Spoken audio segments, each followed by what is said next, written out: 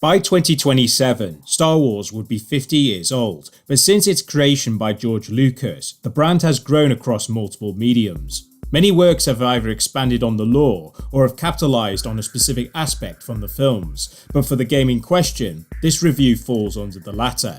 Because I've already reviewed Star Wars Racer Revenge, I never gave its predecessor the same treatment, considering it never came out on the original PlayStation. Now 21 years later, Star Wars Episode 1 Racer has got a PlayStation 4 and Nintendo Switch port, although for this video I'll be using the former. Ultimately, as with all games that become retro, does it still hold up? And, more importantly, is it still fun? Set within Star Wars Episode 1 The Phantom Menace, young Anakin Skywalker participates in a pod race for his freedom. After Qui-Gon Jinn and Obi-Wan made a bet with Watto, Anakin must win the race for his release. For anyone who saw the film, you would know what happens next, otherwise the setting is mainly for providing context, since you'll be spending your time going through 3 championships comprised of 7 races, broken up by 4 invitational events. Each race awards credits, and your finishing position determines how much you earn, allowing you to purchase upgrades from Watto. Alternatively, finding parts in the junkyard may give you cheaper options, but obtaining specific upgrades isn't guaranteed, and their condition does affect vehicle performance. Fortunately, pit droids can repair damaged parts between races, as long as you don't crash frequently. Lastly, new tracks become accessible, and you unlock new pod races throughout your journey, which are usable in free play. When it comes to racing, obviously the goal is to finish first, but there's more to it than that. As with other arcade racing games, you can speed boost for a short time, but in Episode 1 Racer this risks overheating your engines. Worse, they can catch fire, and even hitting walls compromises their integrity. Fortunately, you can repair them on the fly, however the downside of doing so is you temporarily lose speed, potentially losing places in the process. Keep in mind, you must hold the left analog stick forward before pressing the boost button, unless the Y-axis on your controller is set inverted. Admittedly, it's daft considering you have to perform more than one action, and furthermore, easing off the throttle or using the air brakes are the only ways of disabling it. Granted, I quickly mastered these mechanics, but I had to figure it out through trial and error, rather than the game demonstrate how it works. There are 2 control types, Racing Mode and Classic Mode. While both are adequate, Episode 1 Racer doesn't allow button remapping, meaning you can't personalize to your preference. Nevertheless, regardless of what you choose, they are responsive as far as performance is concerned.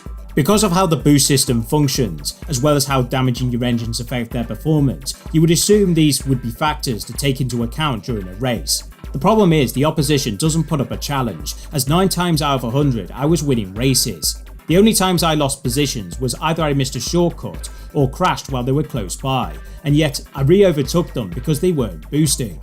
No matter how many races I won, how strategic I was with my boost, how many new parts I equipped, and new pod races I unlocked, they were all meaningless.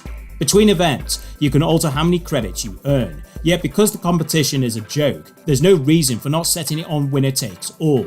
As such, it trivializes the high risk, high reward aspect of this feature, and you can't farm credits from finished races. At least, any bought upgrades apply to all pod races, not just the one you've selected. Aside from the tournament mode, there's free play where you can choose your track, how many laps and your pod racer, time attack so you can set the fastest times, and of course there's multiplayer, up to 2-player split screen. I'm not into multiplayer these days, but competing with your friends does have value, though it doesn't avoid the single player being underwhelming, and not to mention there's no online play. Visually, Episode 1 Racer looks like a PS2 game, which, for the time, isn't a bad thing since the console didn't release until the start of the 2000s. That said, considering this is a port for current consoles, the textures didn't receive an improvement. However, the frame rate did, sort of, as it runs smoothly during gameplay, whereas the cutscenes didn't get the same treatment. The sound design for the pod races are appropriate, yet they all sound identical to one another, and the voice acting is serviceable at best and forgettable at worst. The music is solid, however that's only because John Williams' score was also in The Phantom Menace, so it isn't surprising when you hear Duel of the Fates while travelling at breakneck speeds. Speaking of which, the game certainly has a sense of speed, even if the racing is mundane. Star Wars Episode 1 Racer seems like a blast from the past, like having to manage your engines, choosing which parts to purchase, and the sense of speed it creates is engaging. However, because the competition isn't competitive, the game undermines its features and your efforts. The split-screen multiplayer does offer some mileage, assuming you've got local friends willing to participate. Otherwise, the single player being frivolous due to a basic yet fundamental flaw is inexcusable, regardless if it's a port or not. It could have been a decent racing game, if only it brought balance to the force.